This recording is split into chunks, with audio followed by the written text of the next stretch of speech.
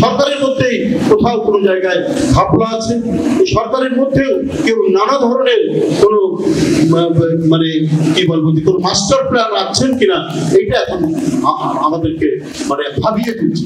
প্রধান উপদেষ্টা এইখানে কিন্তু একটা বড় ধরনের প্রশ্ন মানে আমাকে সবসময় আমার মনের মধ্যে কাজ করছে। 4 বছর লাগবে সংস্কার করতে, কেন? সংস্কার তো যুগে যুগে বিপ্লব আন্দোলনের নেতৃত্ব দিয়েছে মানে পলিটিক্যাল পার্টি তৈরি করেছে, কনস্টিটিউশন, পার্লামেন্ট। এটা তো আমরা ইউরোপের ইতিহাসে দেখছি, সেই 1250 সাল থেকে এখন পর্যন্ত। এটা তো রাজনীতিবিদদের অবদান। কি বলে যে 4 বছর লাগবে যে মানে অবাধ সুষ্ঠু নির্বাচনের জন্য আমাদের লড়াই, যে কথা বলার স্বাধীনতার জন্য আমাদের লড়াই, যে বাচ্চারা আজকে তাদের 20, 22, 25 বছর বয়স, যারা ভোট দিতেই পারেনি, ভোট দেওয়াই জানে না, তারা আর কতদিন বঞ্চিত? যেখানে একটি মানে গণতন্ত্র চর্চা এবং রাষ্ট্রের গণতান্ত্রিক বিকাশ গড়ে তোলার ক্ষেত্রে কোথাও কোনো সমস্যা হচ্ছে, না হলে এই কথাটি উনি কেন বলছেন? কেন তিনি এত মানে লম্বা সময়ের কথা বলছেন? আমি প্রথমে ভেবেছিলাম যে বিএনপিটা একটা সংগঠন আছে, আবার একটি সংগঠন কেন? আমি তখন এর মর্মার্থ বুঝতে পারি।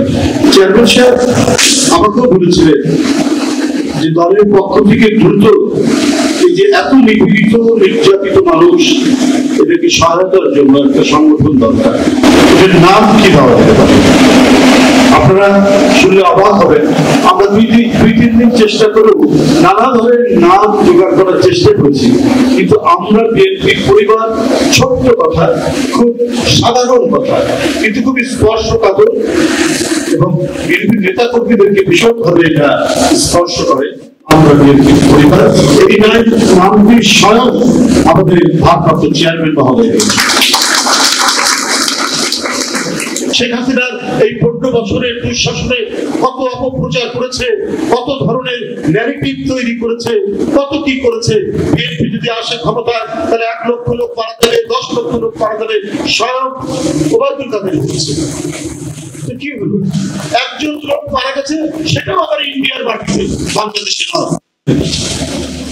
তো এই যে আপনার অপপ্রচার করা, অপপ্রচার দিয়ে বিভ্রান্ত করার চেষ্টা করছে, কিন্তু ক্রমান্বয়ে যে আমরা এত আনন্দিত হয়েছি, আমাদের কন্ট্রিবিউশন হয়তো রাখতে পারি ওদের সাথে, কিন্তু আপনি যে সংগঠনটি করেছেন এত সমন্বয়, এত চমৎকার ভাবে, এদের কোনো প্রতিযোগিতা নেই, কে আহ্বায়ক হবে, কে সদস্য সচিব হবে, কে কর্মী দিয়ে ফেলবে, কেউ নাই। প্রত্যেকেই যেন একটা উদ্বুদ্ধ হওয়া কিছু মানুষ, যারা ভারপ্রাপ্ত চেয়ারম্যানের তার যে চিন্তা এবং দর্শন এবং মানব কল্যাণের যে মহান ব্রত, সেইটিকে যেন সারা দেশে ছড়িয়ে দিচ্ছে।